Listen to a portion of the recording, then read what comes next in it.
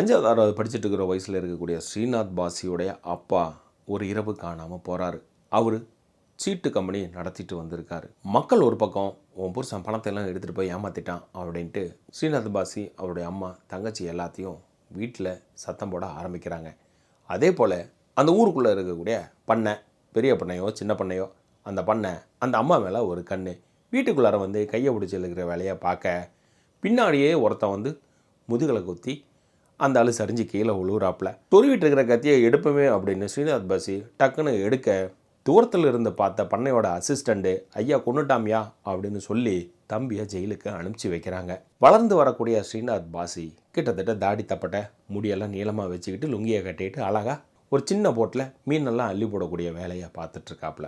அவரு கூடிய 2 நண்பர்கள், அழகாக போயிட்டுருக்குது வாழ்க்கை. ஆனால் அப்பப்போ இவருடைய அப்பாவோட ஞாபகங்கள் டிஸ்டர்ப் பண்ணிக்கிட்டே இருக்குது. என்னதான் ஆச்சு என் அப்பாவுக்கு அப்படிங்கிறது தான். இவருடைய முதலாளியான பாபுராஜுக்கு ஒரு பஞ்சாயத்து, அவரோட தம்பி ஒரு பக்கம் பஞ்சாயத்து இழுக்க சண்டையும் நடக்குது. அன்னைக்கிரவு அந்த ஊருக்குள்ளார ஒரு கோயில் திருவிழாவிலையும் பஞ்சாயத்து நடக்க நம்ம ஹீரோ பொழந்து கட்டுறாப்புல. இப்படியே போகிறதுல ஒரு சுவாரஸ்யம் இல்லையான்னு கேட்டால், ஓப்பனிங்கில் இவர் கத்தி எடுக்கிறப்போ ஒருத்தர் இறந்தார் இல்லையா, அவருடைய பொண்ணு நம்ம ஹீரோவை லவ் பண்ணுறாப்புல.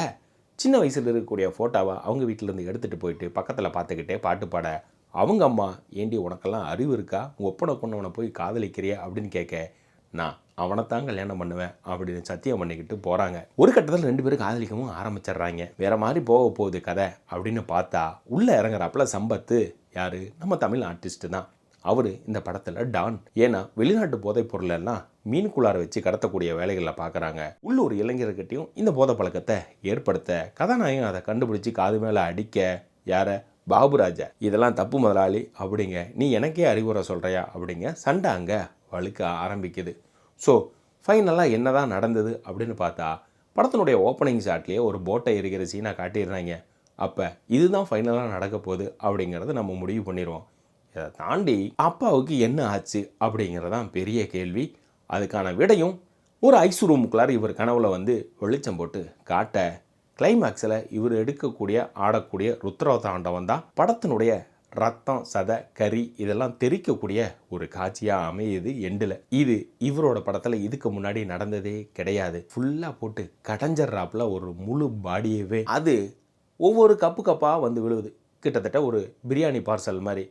தலை தனியாக, முண்டம் தனியாக, பாடி தனியாக, ரத்தம் தனியாக, பொரியல் தனியாக, எலும்பு தனியாக, சதை தனியாக அப்படின்னு அடிக்கடிக்கு குண்டா குண்டாவாக வந்து விழ ஆரம்பிக்குது. கதையாக எடுத்துக்கிட்டோம்னா இந்த படம் இது நிறையா தடவை இந்த மாதிரியெல்லாம் கேள்விப்பட்டிருக்கிறோம், பார்த்துருக்குறோம். ஸோ இது ஒன்றும் புதுசு இல்லையே அப்படின்னு தான் தோணும். இதே போல் நம்ம சேனலில் மற்ற படங்கள் ரிவ்யூ இருக்குது பாருங்கள். மறக்காமல் சப்ஸ்கிரைப் பண்ணிட்டு மற்றவங்களுக்கும் ஷேர் பண்ணுங்கள்.